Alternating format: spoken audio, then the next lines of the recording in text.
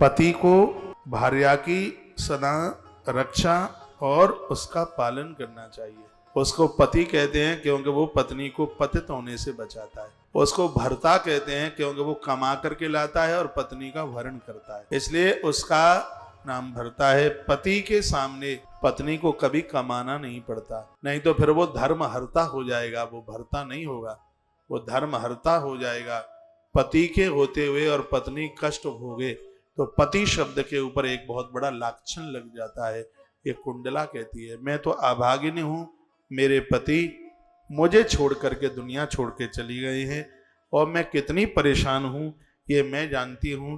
किसी भी स्त्री के पास चाहे जितने राजमहल हों, हे राजकुमार, उसके पास जीने की कितनी भी सुविधा हो, लेकिन जब नारी के पास उसका अपना पति नहीं है तो हर प्रकार से वह अपने आप में असमर्थ है। ये कुंडला कहती है। एक नारी को खड़े होने के लिए उसको पुरुष के रूप में एक पति की उसको आवश्यकता होती है। अविवाहित जीवन में उसको पिता और भाई की जरूरत होती है। विवाह के तत्पश्चात उसको पति और पुत्र की आवश्यकता होती है। ये नारी के लिए स्तंभ है, ये नारी के सहारे हैं। ये कुंडला कहने लगी, अब आप पति बन गए हैं। पति वही है जो अपनी पत्नी का भरण पोषण करे, उसका पालन करे और उसकी रक्षा करे।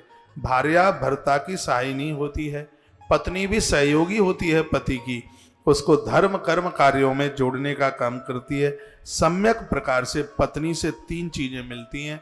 पत्नी से धर्म मिलता है, पत्नी से अर्थ मिलता है और पत्नी से काम की सिद्धि होती है। ऐसा ये कुंडला कहने लगी। तब उस ऋतुध्वज ने कहा, देवी ये तीनों चीजें पत्नी से कैसे मिलती हैं?